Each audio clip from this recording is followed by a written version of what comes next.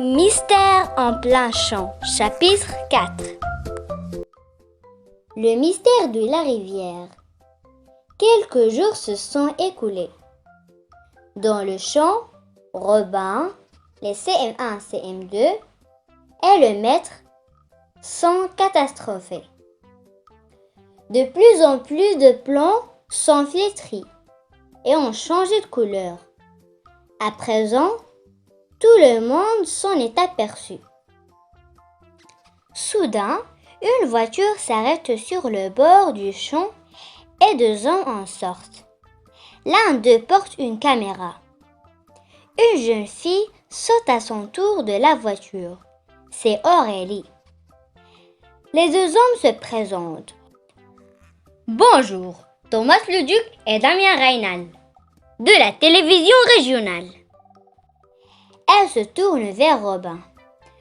Nous enquêtons sur un produit qui aurait pollué la rivière. Pouvons-nous vous poser quelques questions? Robin est très surpris. Et oui, bien sûr, mais en quoi suis-je concerné? Votre champ a bien été inondé au moment de la tempête? Interroge Thomas Leduc. Et votre seigle présente des signes bizarres, n'est-ce pas? Enchaîne Damien Reynal. Oui, comment le savez-vous? Julie, Ludo, Jérémy et Marianne prennent un air innocent. Aurélie s'avance. C'est moi. Je suis la grande sœur de Jérémy. Il m'a parlé du travail qu'il faisait avec sa classe dans votre champ et de votre seigle qui meurt. Cela m'a rappelé quelque chose. Je suis étudiante en sciences de l'environnement. Dans le cadre d'un travail de recherche, je suis tombée il y a un an sur un article qui révélait un incident survenu plus haut, sur cette même rivière. Des promeneurs avaient remarqué des arbustes au bord de l'eau qui dépérissaient.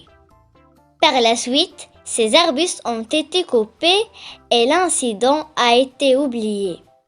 Le terrain où ils poussaient appartient à une usine suspecte. Le soir même, à l'heure des informations, tous les élèves de Monsieur Dumont sont devant le poste de télévision. Les images se succèdent, Thomas Leduc, un micro à la main, les élèves de Monsieur Dumont regroupés autour de Robin.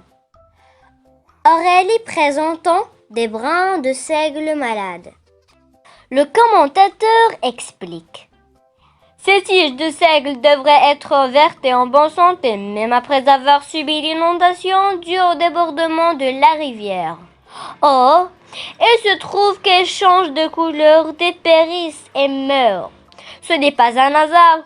Voici des années que l'usine KCV rejette dans la rivière des produits de rinçage hautement toxiques. Jusqu'à aujourd'hui, rien n'avait permis de découvrir cette pratique. Mais cette année, la rivière a débordé et le champ qui se trouve à la sortie des gorges a été inondé. Le seigle qui est poussé a commencé à présenter des signes curieux. Heureusement, la perspicacité d'une classe de CM1, CM2 et d'une étudiante a fait éclater la vérité. Suivent des images de l'usine et de la rivière. À suivre!